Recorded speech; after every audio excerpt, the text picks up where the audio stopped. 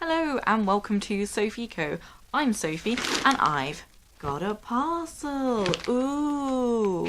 This parcel contains my new work shoes. And it's kind of a funny story, the reason that I need new work shoes.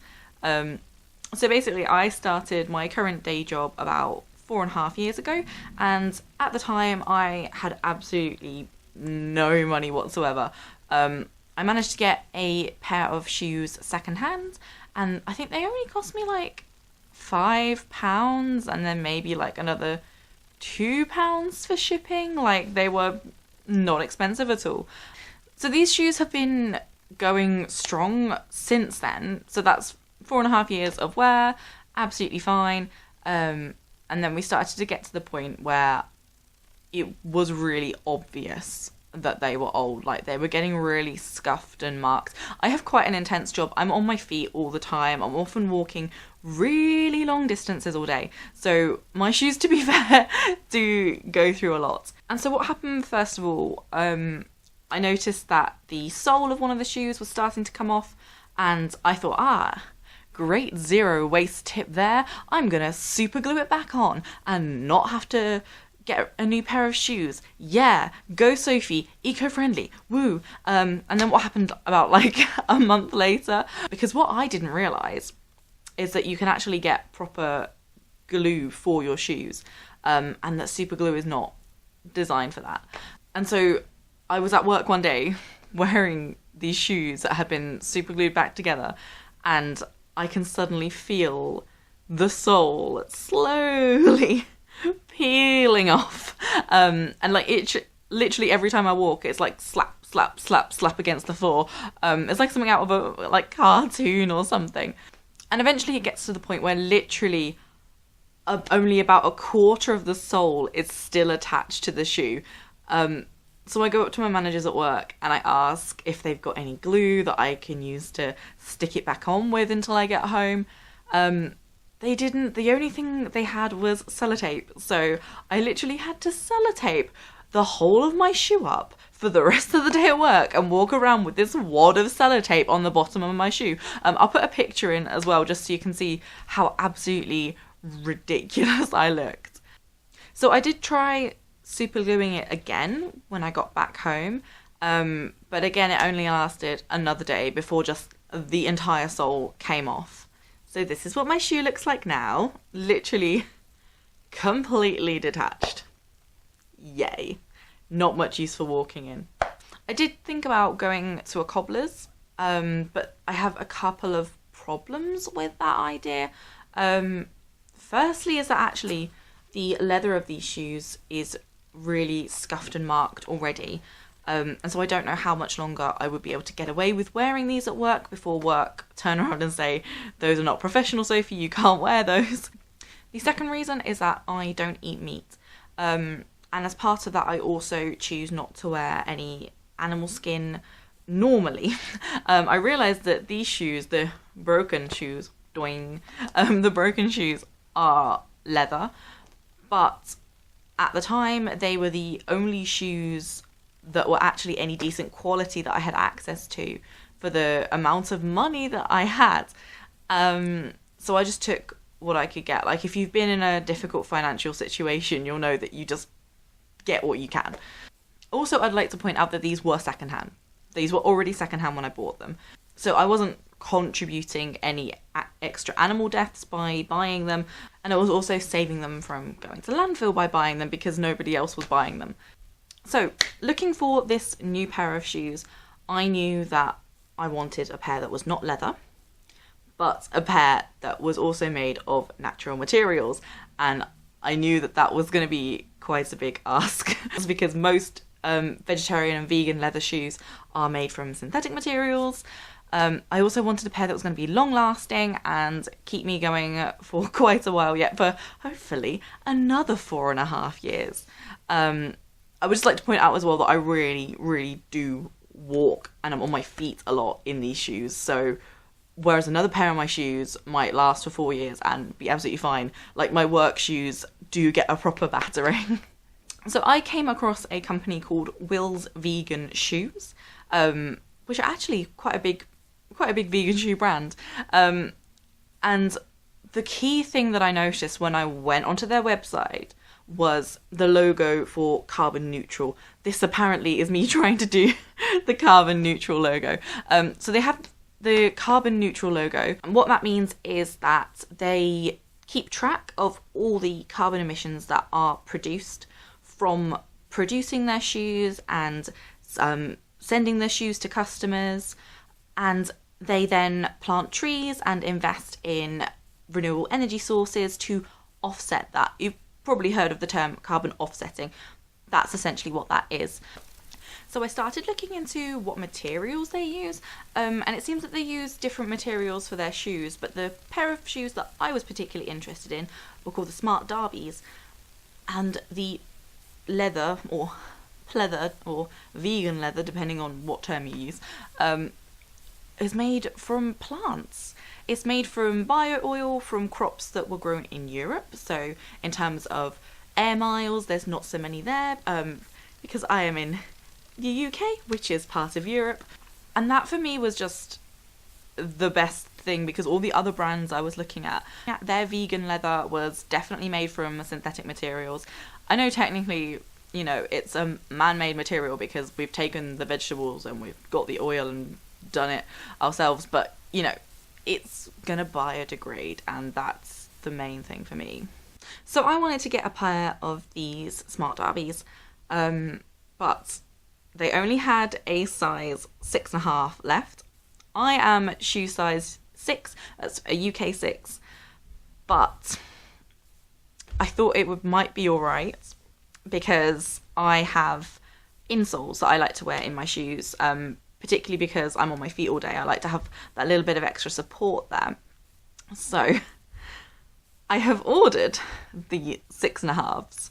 Obviously, if it hadn't been a kind of urgent thing for me to buy work shoes, I wouldn't have bothered. I would have waited until the 6s came back into stock, but I didn't have that luxury. So this is them.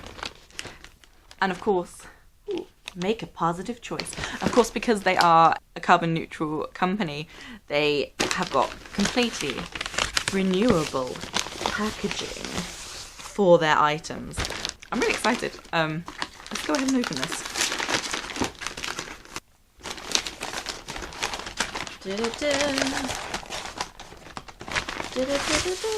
It's the wrong way around. Ooh. Hello. Ooh, this is a nice box. Ooh. You can kind of tell that it's been made with like renewable resources. Right. Let's go ahead. I'm gonna open it up. Ooh. Ooh. These feel like freaking expensive shoes, like, not gonna lie. Like, this is the thing as well. Like I've mentioned before that I haven't always had a lot of money. This is the most that I have ever spent on a pair of shoes. These were £72 for the pair. But they do feel like expensive shoes. The sole particularly feels really like solid, which I hope is alright. I hope that doesn't mean they're going to be uncomfortable.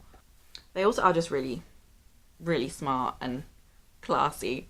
And I feel like these ones I probably could wear outside of work. Okay, I'm going to try these on now, and I'm really hoping they fit. Shoes just coming into shot there. I'm really hoping they fit well, because if not, like, I can send them back, but I can't get another size. So let's see.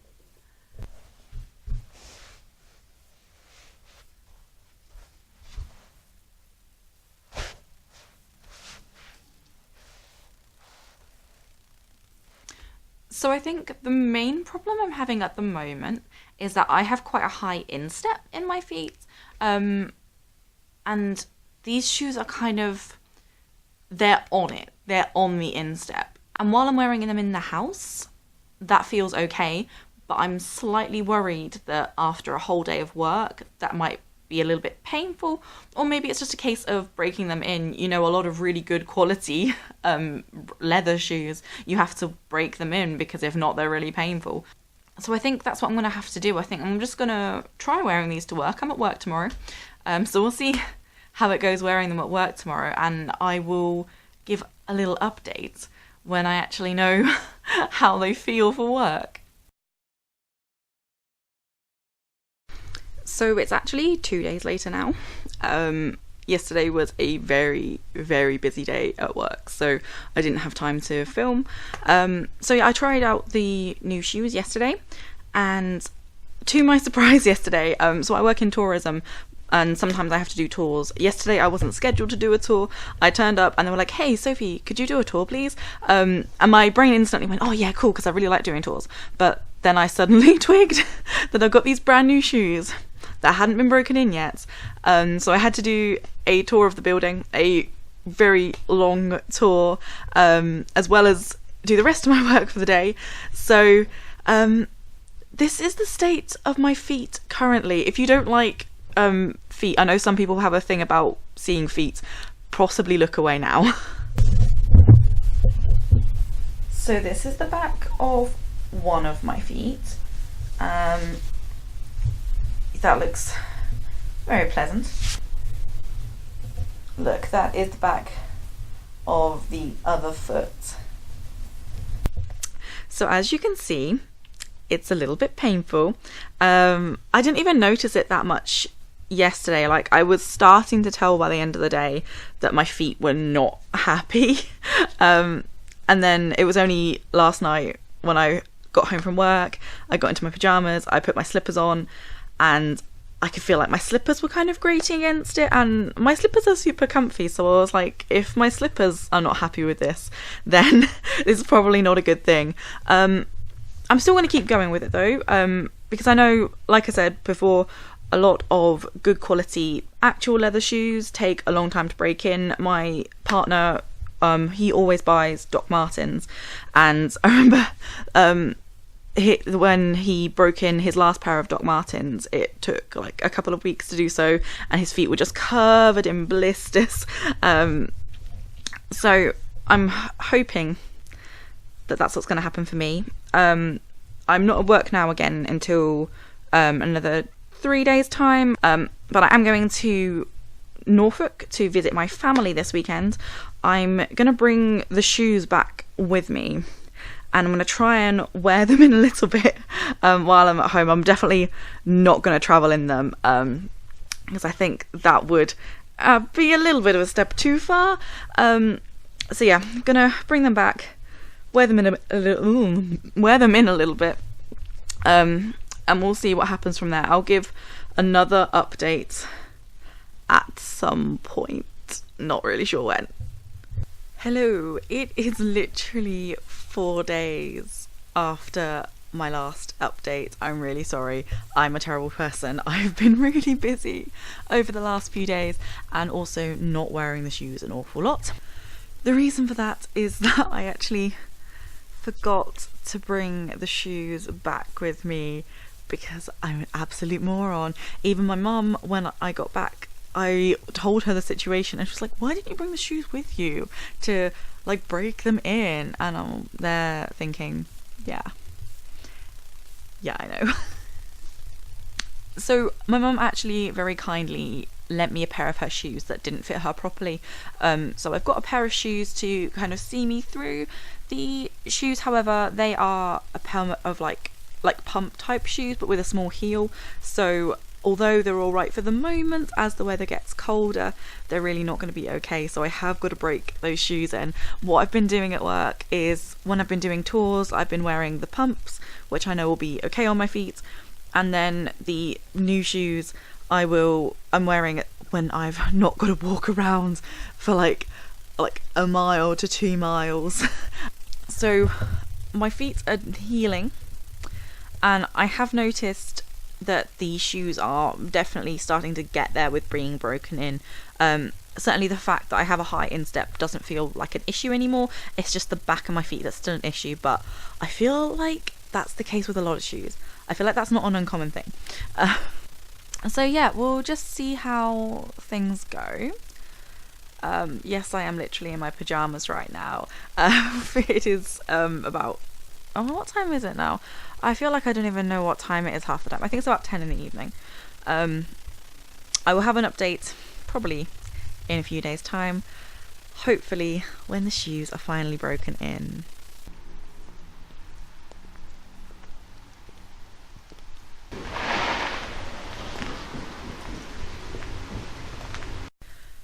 It is raining so much today.